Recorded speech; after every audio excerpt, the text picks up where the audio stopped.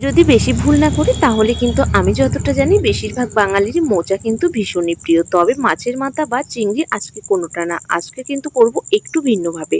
মোচা রান্নার জন্য রাতে ভিজিয়ে রেখেছিলাম 100 গ্রাম ছোলার ডাল, আর রাতে কিন্তু মোচাটা আমি কেটেও রেখেছিলাম। প্রথমেই মোচাটা ভালো করে ধুয়ে নিয়ে সিদ্ধ করে নেব লবণ, হলুদ আর কয়েকটা ছোলা দিয়ে। মোচা সিদ্ধ বসিয়ে পাটাতে ডালটা বেটে নেব একটু আদা আর একটা কাঁচা লঙ্কা দিয়ে। সাথে কিন্তু লবণ হলুদ দিয়ে ডালটা পাটাতেই বেশ ভালো করে একটু ফাটিয়ে নেব।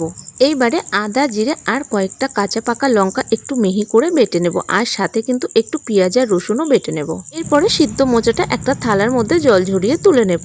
পরের কাজটা হলো কড়াতে তেল গরম করে কিন্তু ছোট্ট ছোট্ট করে বড়াগুলো বেশ আমি ভেজে নেব একটু লাল লাল করে। এইবারে ফের কড়াতে তেল দিয়ে কেটে রাখা ডুমো ডুমো আলুগুলো কিন্তু একটু হলুদ লবণ দিয়ে একটু লাল করে ভেজে নিয়ে ওই আলুর মধ্যে কিন্তু সিদ্ধ করে রাখা মোচাটাও একটু ভালো করে একসাথে করে ভেজে নেব। এরপর কড়াতে তেল দিয়ে জিরে তেজপাতা শুকনো লঙ্কা সামান্য একটু হলুদ দিয়ে দেব, পেঁয়াজ আর রসুন বাটাটা দিয়ে একটু নাড়িয়ে নিয়ে দেব ওই আদা জিরের পেস্টটা। পরে সামান্য একটু জল দিয়ে মশলাটা ভালো করে কষিয়ে নিয়ে দেব টমেটো। এবার সব মশলা একসাথে ভালো করে কষিয়ে নিয়ে দেব সামান্য একটু ধনের গুঁড়ো। এইবারে সব মশলা একসাথে ভালো করে মিশিয়ে নিয়ে মোচাটাকেও ঢেলে দেবো, আর সাথে সামান্য একটু থালাটা ধোয়া জল দেবো। এবারে কিন্তু মোচাটা একটু রান্না করে নিয়ে ভাজা বড়াগুলো দিয়ে দেবো, আর তারপর নামানোর আগে দেবো স্বাদ মতো চিনি আর বাটা গরম মশলা। তবে এই বড়া ভাজা দিয়ে মোচা খেতে কিন্তু খুব ভালো লাগে, আর কে কে ভালোবাসো জানিও, আর ভালো লাগলে একটু সাপোর্ট করো।